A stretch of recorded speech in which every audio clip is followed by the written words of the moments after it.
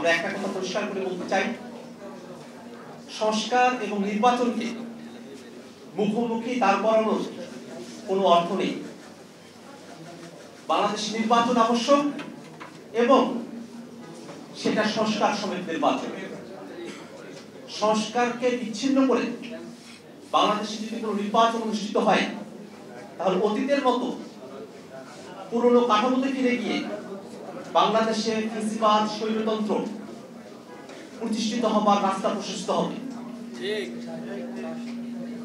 হাজারো শহীদ এবং হাজারো আহত এবং আন্দোলনকারীদের অংশগ্রহণের মধ্য দিয়ে, যে অভ্যুত্থানের মধ্য দিয়ে আমরা আজকের দিনে উপস্থিত হয়েছি, সে অভ্যুত্থানকে যদি বাস্তবিক অর্থে পূর্ণাঙ্গ করতে হয়, তাহলে বাংলাদেশের পুরনো রাষ্ট্র কাঠামোকে ভেঙে নতুন করে সেই রাষ্ট্র কাঠামোকে গঠন করতে হবে।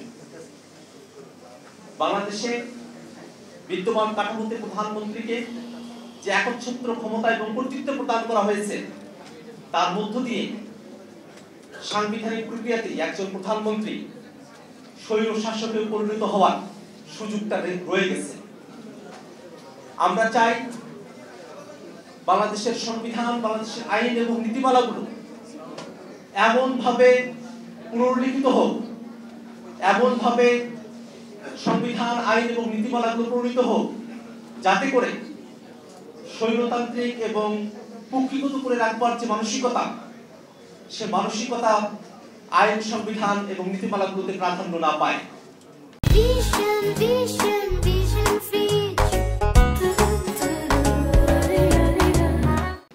অনেকে বলে থাকেন যে শাসক গোষ্ঠীর সদিচ্ছার উপরে একটি দেশের আইন শৃঙ্খলা, একটি দেশের গণতন্ত্র এবং নাগরিক অধিকারগুলো নির্ভরশীল হয়ে থাকে।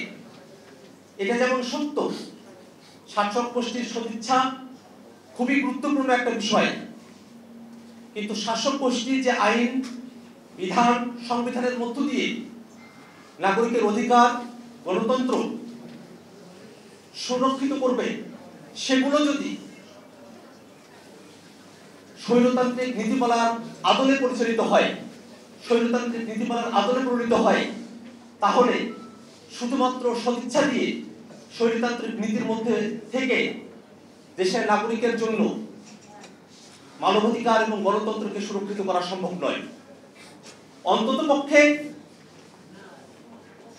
আইনি কাঠামোতে, সংবিধানে যদি গণতন্ত্রের আভাস থাকে, ক্ষমতার বিকেন্দ্রীকরণ থাকে, জবাবদিহিতার কথা উল্লেখ করা থাকে, তাহলে যে কোনো শাসক গোষ্ঠী যাদের মনের মধ্যেও ফ্যাসিবাদ এবং স্বৈরাচার উকি দেয়, তারাও এই আইন এবং সংবিধানের গণতান্ত্রিক প্রক্রিয়ার কারণে নিজেরা স্বৈরতান্ত্রিক হওয়ার পথে পরিচালিত হওয়ার ক্ষেত্রে বাধাপ্রাপ্ত হবে এবং জনগণ তাদেরকে জবাবদিহিতার আওতায় নিয়ে আসার ক্ষেত্রে সক্ষম হবে।